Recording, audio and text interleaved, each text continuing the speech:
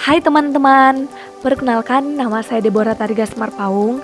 Kali ini saya akan memaparkan materi tentang pola keruangan kota dan desa. Apa itu desa?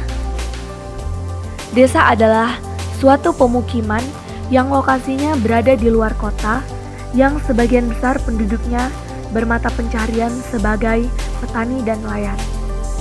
Sedangkan kota adalah suatu sistem jaringan kehidupan manusia yang ditandai dengan jumlah penduduk yang besar, strata sosial ekonomi yang beragam, dan kehidupan yang materialistik.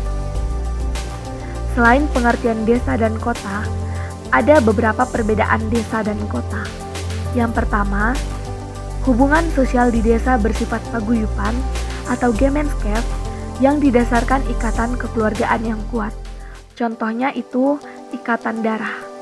Sedangkan hubungan sosial di kota bersifat patembayan atau Gesellschaft yang jangka waktunya sangat singkat dan bersifat formal serta mekanis. Yang kedua, lapangan pekerjaan di desa masih tergolong sedikit, sedangkan lapangan pekerjaan di kota sudah banyak dan beragam.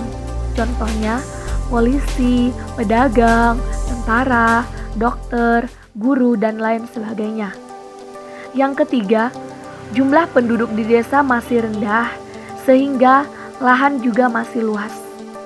Berbeda dengan di kota, jumlah penduduk yang besar dan padat, sehingga lahan pun yang dihuni tinggal sedikit. Dan yang keempat, masyarakat desa bersifat solid, rukun, gotong royong, dan toleransi. Berbeda dengan masyarakat yang berada di kota, yang bersifat individualisme atau mementingkan diri sendiri. Selanjutnya, pola keruangan kota. Ada 4 pola keruangan kota. Yang pertama, teori konsentris atau concentric theory. Teori ini dikembangkan oleh Ernest Weber Girst pada tahun 1925 yang mengatakan bahwa suatu kota akan terdiri atas zona-zona konsentris dan masing-masing zona tersebut akan mencerminkan tipe penggunaan lahan yang berbeda-beda pula. Yang kedua, teori sektor. Teori ini dikembangkan oleh Homer Hoyt pada tahun 1939 yang mengatakan bahwa ternyata pola sewa tempat tinggal pada kota-kota seperti di Amerika cenderung terbentuk sebagai pola sektor-sektor, bukan pada pola zona konsentris. Yang ketiga, teori konsektoral atau konsentris teori. Teori ini dikembangkan oleh Mann pada tahun 1965, merupakan gabungan dari pandangan konsentris dan sektoral, namun penekanan konsentris jauh lebih menonjol daripada sektoral. Dan yang terakhir, teori pusat kegiatan banyak.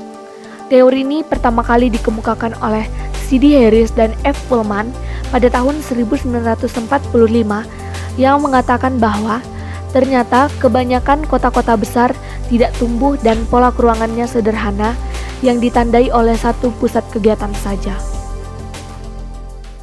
Selanjutnya, pola keruangan desa. Pola keruangan desa terbagi 4. Yang pertama, pola memusat. Pola ini merupakan bentuk pemukiman berkelompok dan biasanya terdapat di daerah pegunungan. Yang kedua, pola mengelilingi fasilitas.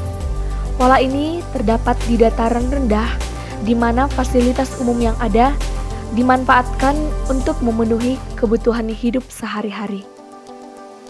Dan yang ketiga, pola memanjang atau linier di dataran rendah.